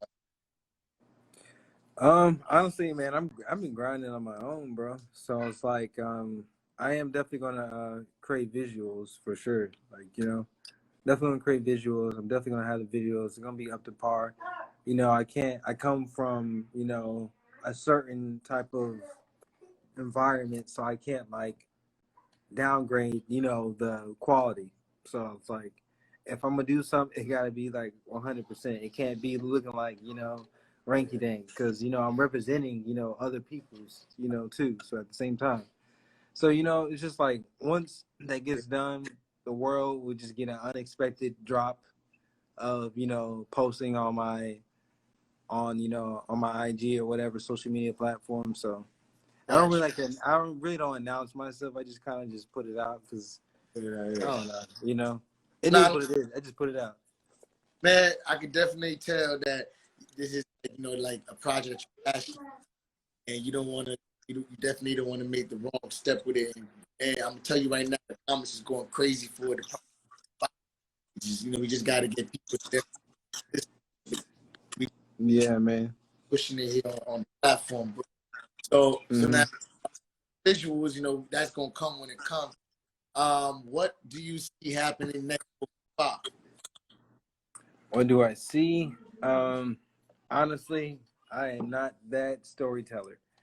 I don't know exactly yet, so I can't like really speak for all of us because we all have our own things that we're working on. But we're a family at the end of the day, and I'm sure that something will be, there.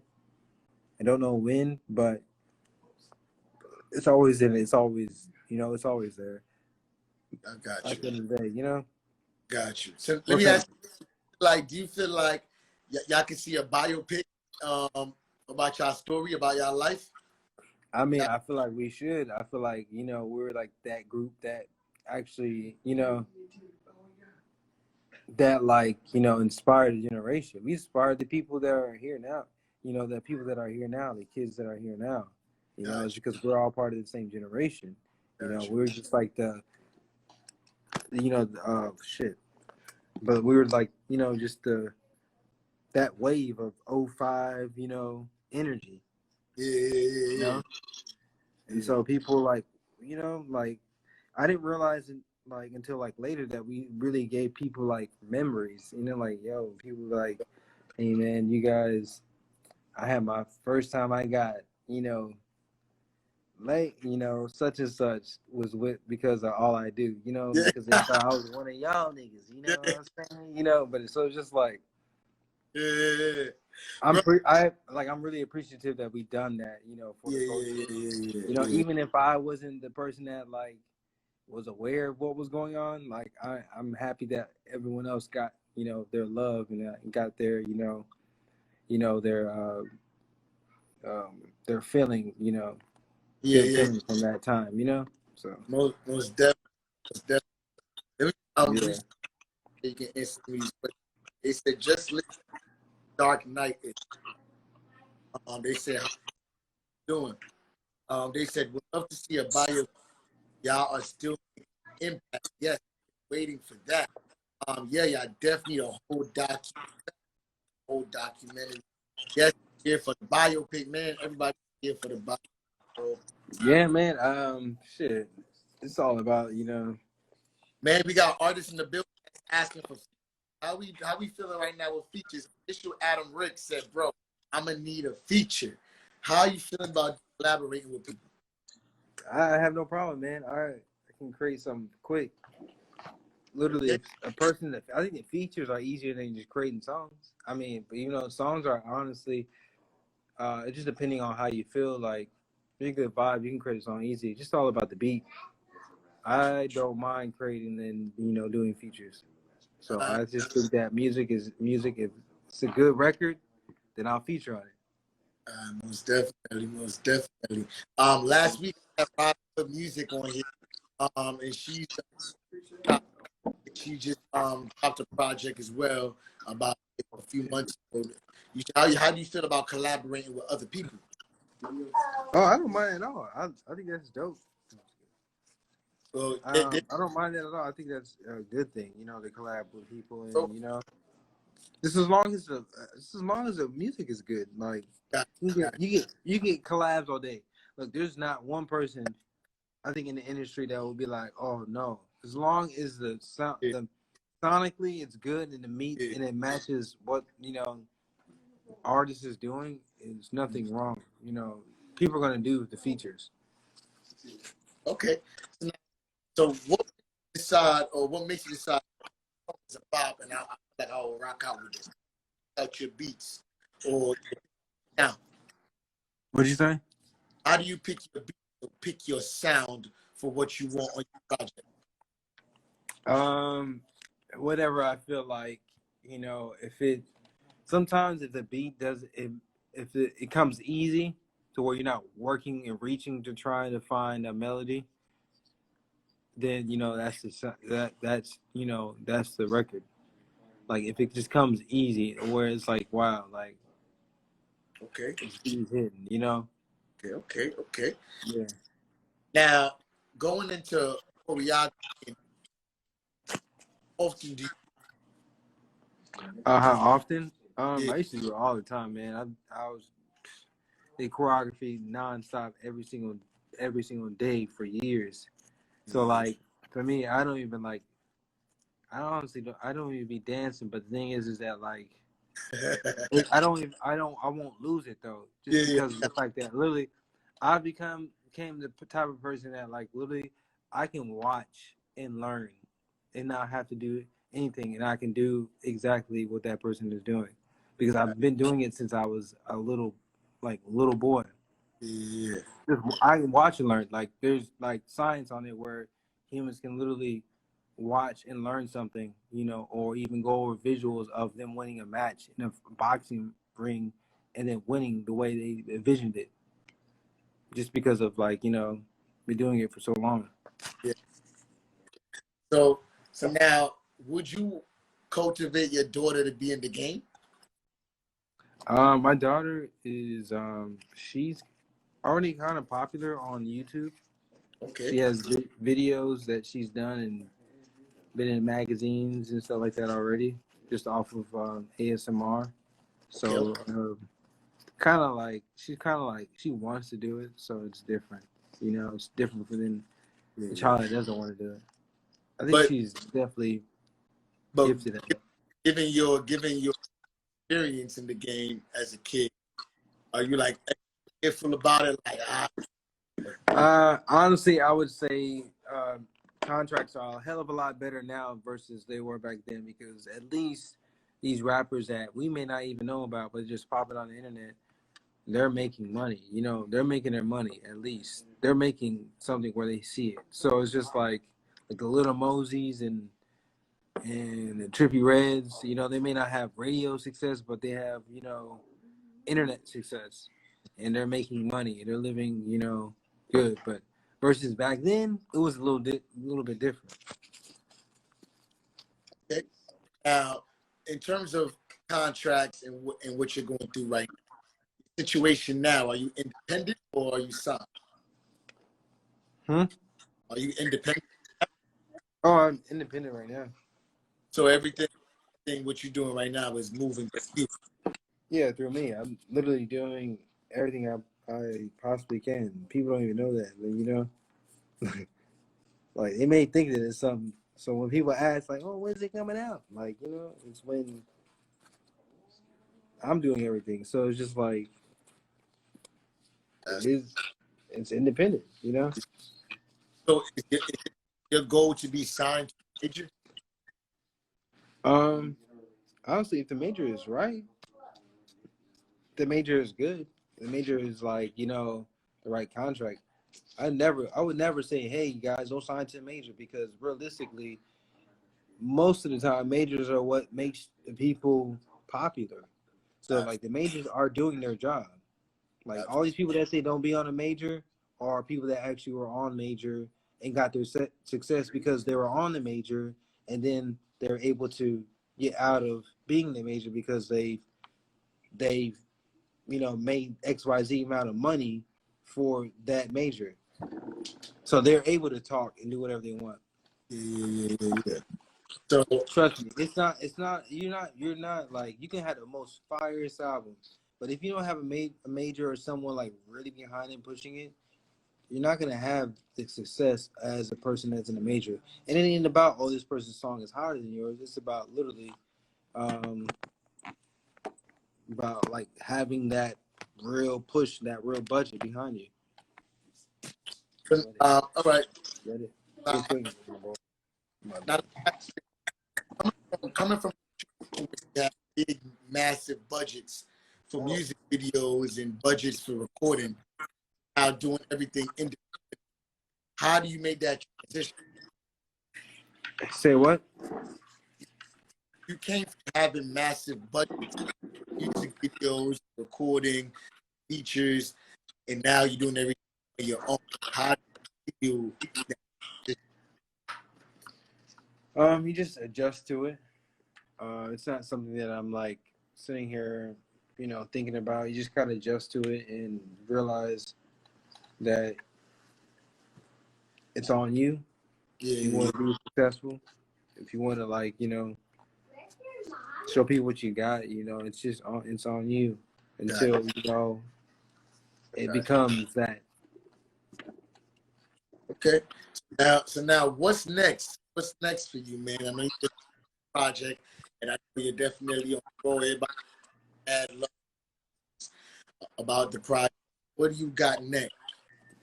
Honestly, we're in this pandemic. One thing I'm planning on doing is creating visuals and seeking out, the right situations at this moment, and just creating great content and just honestly keep creating more. I'm gonna just keep creating more music and more content. and just let it flow from there. I can't really say what the future holds because we're all in this predicament of we don't know how our future is gonna look.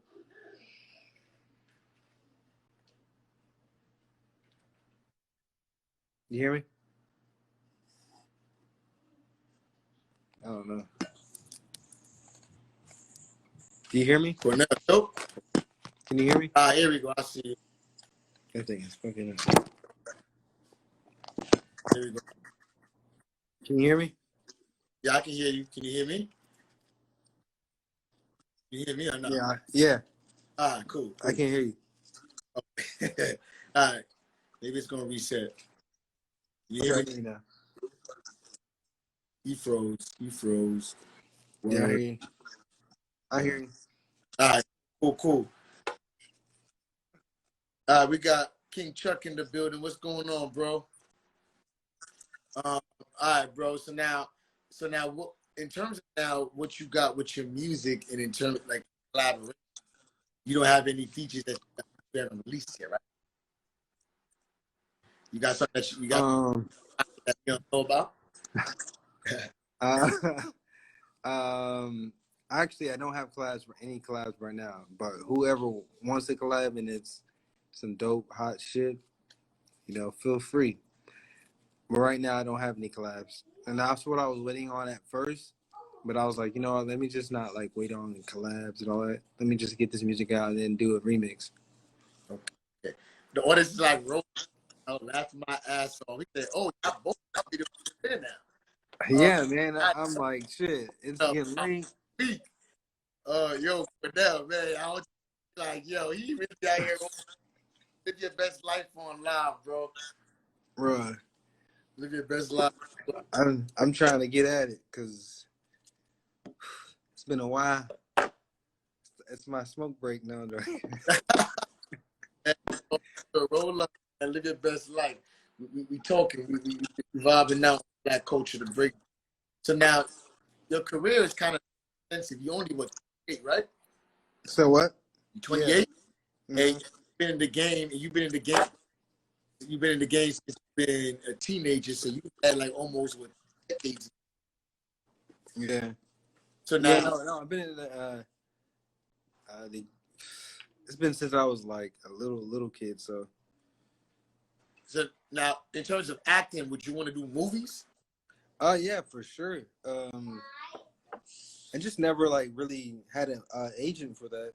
Yeah. But I definitely would. I'm gonna do off planet that I was definitely on. It's gonna be two other guests that we'll talk off that. But next week I'm gonna announce. But I'm gonna announce I got somebody dope coming. That was major band. Like talk off camera. Talk is unique, and I think B-Bob is unique, and I respect talent because I was singing. Yeah, I was doing the Jackson. That was really cool. You know what I'm saying? So it's jacked up to see that. I want to push forward with your career, and then it's like go back. But in terms of your career, we like right. So now, what you got next in terms? I know you good. Sorry. No, yeah, sorry. I'm like I'm talking at the same time. Yeah, I understand. What do you have next for a project in terms of you're gonna release an album, or are you just gonna is this the album, or As for me, yeah, this is just the EP. I mean, like honestly, I wouldn't say even talk about doing an album is when like I'm with a major or something like that. Because like right now I'm just doing mixtapes and not mixtapes, EPs, and I feel like why do I need to work on 20 songs when Yeah. I'm not in the platform of having the audience actually hear it, you know? So it's just like I'm gonna do EPs, you know, until I have like a catalog or whatever or something. Whatever, just honestly, I'm just going with the flow of things. I don't really have this strategic, you know, Gotcha. like, okay, this is what I'm doing. This is what I'm doing. This is what I'm doing. I'm just like, But let me ask you this: how much of this game is, because you're saying that you're kind of going with the flow. How much of the game is, and how much of it is luck? how much of the game is business? Really, the game is all about connections. It's really about connections and, you know, your loyalty with, you know, people's. And I think that's a lot of it when it comes with a lot of just everything all around. It comes with, like, you know, your connections and, you know, loyalty and just, you know, who you are as a person. You know, that really matters a lot to people. Now, there's a lot of stuff that's going on in this. Beyonce's. So what? You're lagging a lot. Did you see Beyonce Black is King? Yeah, I Yep. watched all of that. Yeah, I have Disney Plus, so I watched it all. What are your thoughts? What are your thoughts on Black? No, I like it. I mean, she wasn't lying. Okay. I mean, she wasn't lying. Some people were thinking that like little things that she had in her head, you know, were like Baphomet type of, you know, ideology, but it wasn't. You know, it's just people that don't, you know, don't have the understanding of knowledge, you know, and they see it as such. Okay. So now, do you watch right? Like there's Black leads on Netflix is taking over. Have you been watching Netflix? Yeah, I watch Netflix. Okay. So now there's all these different girlfriends is on Netflix. Sisters is on Netflix. Moesha is on Netflix. What are you binge watching right Literally, I ain't gonna lie to you. I've been watching The Legend of Legend of Korra. now? Legend of Korra. Go to sleep. Go sleep. You go to sleep. Legend of Korra is Yeah. I watched Legend of Korra. Sorry, I'm talking to my daughter. It's late. no, it's 9. She's still up. So she has school tomorrow. no. I understand. Man, if you want to go and get situated, we can definitely let you. Yeah, her eyes are like bloodshot red. All right. So, man, we can wrap it up, man. Much on to Black culture, great, and just everything that you got, bro. We definitely looking out for more music. We can promoting the album. Tell us what we can find and what else you want to put out. Yeah, man, for sure. Make sure you guys check out on my page at Fly Samurai. All my other pages on my link tree are connected. Make sure you guys check it out. I love you all. Appreciate you guys. Appreciate the interview, bro. I don't know what time you are. You on West Coast time or I'm on East Coast right now. It's East Coast time, boy. So you up at literally 12:31. man, my job work is, Yeah. but man, we are on the look of the world. We definitely